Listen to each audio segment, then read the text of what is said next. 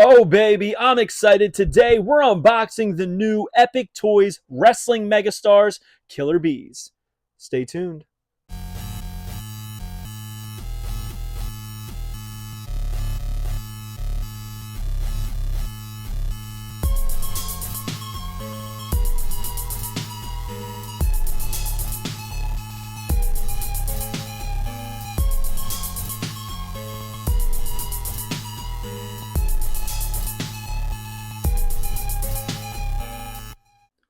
Fig fam, this one is a long time coming, quite a while in the making. We're going to be unboxing the new Epic Toys 2-pack Wrestling Megastars Killer Bees, Jumpin, Jim Brunzell, and B. Brian Blair. I'm excited about this. A lot has changed since these were initially shown off by Epic Toys in the concept stage, prototypes, and now final product. Not a lot of Killer Bees figures out there, right? We got the LJNs that came in the 2-pack and singles. There's even a variant of B. Brian Blair in all yellow. Some say it's an error, some call it a variant. LJN is really a toss-up with me. I don't personally count it, but I'm also not crazy into the LJN variants. There was also the Classic Superstars that came with very similar masks to this.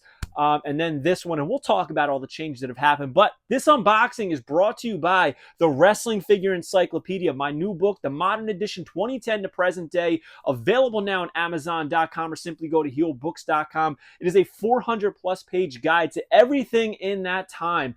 And it has a picture for every figure. It has every Elite, every Basic, every Ultimate, every AEW, Independent, NJPW, you name it, it is in there. If you're a collector, get it on heelbooks.com. But we're going to be unboxing this 2-pack. Now, before I even open it, there's a couple things we got to talk about, right? First off, no J-hook, no butterfly.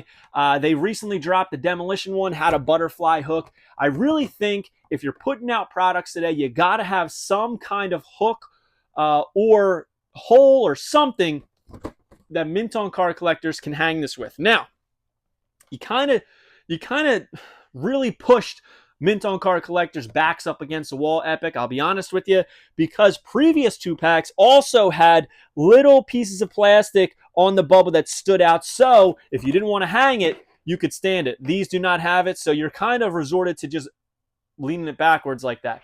Kind of a bummer. Not so much for me because I'm opening it, so I don't really care, but I did see a lot of people complaining about this, right? Also, I will be completely upfront. I am not a fan of the resealable packaging for retro figures, okay? The only company that I was a big fan of the resealable packaging for retros was KWK Kayfabe Heroes, and that's only because they had my name on the back of it, and I just really didn't want to destroy the packaging. But as an actual collector, I don't like it, okay? I want these to be blister carded like old Hasbro's. Go back to doing that. Come on, Epic. Cella did it. You guys started off doing it. Go back to that. We don't want the slip and slide. But the packaging itself is very nice, okay?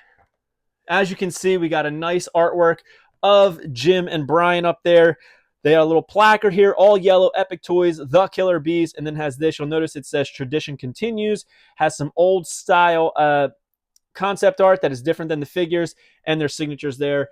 On the back, it has, some previously released ones. You got Demolition, Powers of Pain, the British Bulldogs, Greg Valentine, Diamond Dallas Page, Bobby Heenan, Eddie Guerrero, Atsushi Onita, Boris Zukov, Ric Flair.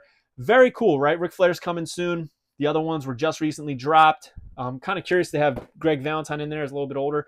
But, B. Brian Blair, 6 foot 1 inches, 235 pounds, from Tampa, Florida. Jumpin' Jim Brunzell from 5'10", 235, White Bear Lake, Minnesota. Exciting fan favorites Blair and Brunzell caused a buzz in the late 80s. The Bees were able to outsmart many opponents and referees using their signature tactic, mass confusion, which we will talk about.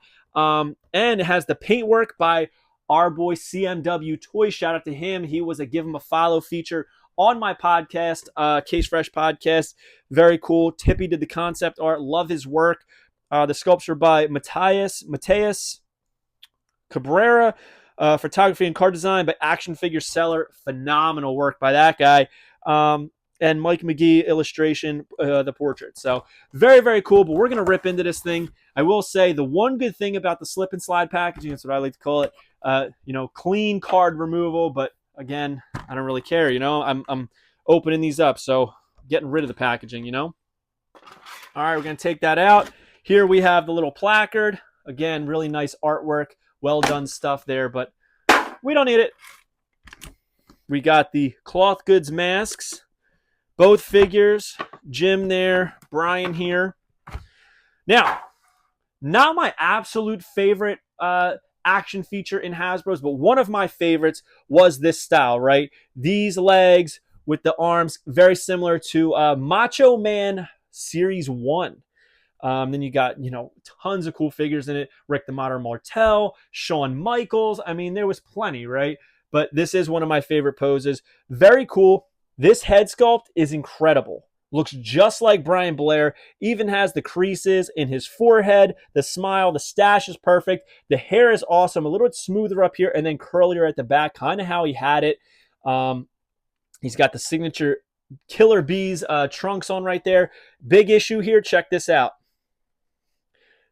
Check out the lines in the front. Watch as we go around the back. They do not line up. They do not line up. That is a big no-no to me. Stuff like that, they got to line up. And I feel like that's an easy thing for a toy maker to accomplish. So let's take a look at Jim. I'm hoping that his isn't like that, but I feel like it is. I will notice, though, perhaps I am not a aficionado of the Killer Bees, but check this out. On the carding, they're not lined up. So maybe that is by design. I'm not sure. I'm going to have to do some research after this to see if it is. I'm sure you guys will be commenting right now as you watch this video, but by the time you're watching it, I've already done the research. It's just something that is glaring and stands out to me. Plus, the lines are a little bit crooked, I'm noticing, which is surprising. Black knee pads. Love the boots. The yellow and the black. Very, very cool.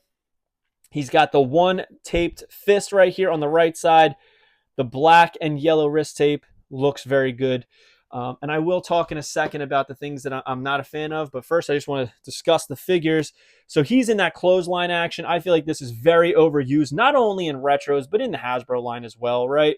But I think they did a great job on it, right? This is about as in line with original Hasbro as you can get. Same left arm, a different clothesline arm here, but everything else is pretty much the same besides the boots, right? Yellow with a little bit of black in there. And again, those trunks don't line up. Not a big fan of this head sculpt. I think it's a little too toothy. It looks like he's biting his bottom lip. Very similar to, what was it, Fire Marshal, I forget, from In Living Color with Jim Carrey. Kind of reminds me of that a little bit. I think they could have done a little bit better job on the mouth area. But other than that, if I cover up the mouth, it looks like Jim Brunzell. So it's just the teeth are throwing me off, and he does have that iconic, well, not iconic, but that signature gap in his teeth, which I'm pretty sure you can see. Yeah, you can see it in the pictures. Little gap there. But all right, so here's my issue with the figures. They come with those very classic Superstars-esque masks. And as it says on the back card, they use these masks for something called mask confusion.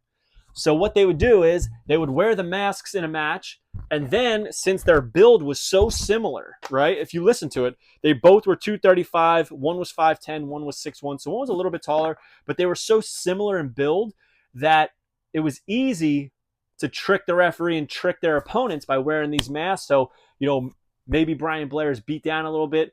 Jim's in there. He's got the mask on. He rolls in. Nobody knows the difference. Mask confusion. So I think it's a nice touch to have the mask. However, these figures were initially supposed to have magnet heads similar to that of Demolition, where you could take them off easily, put them on. I don't know why they did away with that. I think that those heads would have looked so much better than these cloth goods ones. We're going to try them out. But I'm imagining that this hair right here is going to be a little bit of an issue for getting on that mask. I could be wrong. This is all me just speculating ahead of time. But I did think that those magnetic heads looked very, very good. And I was really excited for that. However, it wasn't enough for me to pass on these figures. So we'll start off with Jumpin' Jim Brunzell. We'll put his mask on. They're a little bit flexible, so maybe they will fit really well over Brian Blair's head. Gonna have to line this up with his nose. Look, first thing I'll say, it doesn't look excellent, right? But it lines up perfectly with the mouth, nose, and eyes. So, I mean, the dimensions are there. It lines up perfectly, but again, I don't like how it's all bunched up here. Very kind of like squared at the top. Not crazy about it, but you know, it does fit. It does fit very well. And again, I think these figures are great. I just really would have liked those magnet heads. I really would have. I think they would have really brought these to the next level. And I feel like my suspicion about Brian Blair might be somewhat correct. Let's see. Very difficult to get it over his hair, but I think we can make it work. Yeah, this doesn't look good. So because of the hair, it kind of makes his head look super wide, right? Because the hair is pushing it out so much. All right, that right there, that tells me the Epic really should have went with those magnet heads that they originally had. I think it would have looked so good. So what I'm probably going to do is I'm probably going to like put these on their fists like they're holding them up. Like that. It's probably how I'm going to display them. I'm going to put Jim's right on his clothesline fist. I think that looks pretty cool. Looks like they have sock puppets on, but I can't cover up those faces. I really would have liked to have had the magnet heads, which I'll be honest with you, I was going to buy 2 sets because I wanted to have a regular head and a magnet masked head. But with these, I was like, I'm not even going to mess that because I didn't think it was going to look great. But I will say this. I love the B. Brian Blair head way better than the original that was like shown off. And it might even be the same, but I think the final product on this is great. This, however, I do think needed just a little bit of work, but overall, guys, these are great. And like I said, based on these pictures, I got to assume that the stripes on them didn't go completely around. Maybe I just imagined that. I don't really know. But I know the LJNs right around, Classic Superstars right around. So, yeah, pretty cool. Happy to have another tag team on the retro shelf. We've opened a lot of retros lately. So if you like retro figures or just wrestling figures in general, subscribe to the channel. Watch us unbox a ton of stuff coming up. Hope you guys like this video. Don't forget to like, comment, and subscribe. Don't forget to follow me at FigHeel on Instagram and TikTok. Twitter is at TheFigHeel. Pick up the Wrestling Figure Encyclopedia, available now on Amazon.com, or simply go to heelbooks.com and make sure you join Whatnot at whatheel.com and you will get $15 off your first purchase. What I forgot to say is these were limited to, I want to say, 1,000. So these are gone. You cannot get these anymore. So hope you guys like this one. We'll see you next time. The bees are out. Are you a wrestling figure collector of WWE Mattel, AEW Jazzwares, and everything in between? Then you need FigHeel's Wrestling Figure Encyclopedia, the modern edition covering all releases from 2010 to present day. Featuring over 5,000 photos of action figures from the hottest brands, including independent toy makers. Keep track of what you have, want, and need, including loose, mock, and overall collection value. With shots by Matthew Goldberg, the Wrestling Figure Encyclopedia is a must-have for collectors. Premium, full-color, and value black and white editions available now on Amazon.com. If you enjoyed this video, don't forget to like, comment, and subscribe. Follow me on Instagram, TikTok, and Twitter at FigHeel. Pick up my book series on Amazon and my merchandise on ProWrestlingTees.com/FigHeel. Join my official sponsor, Whatnot, at whatheel.com and receive $15 off your first purchase.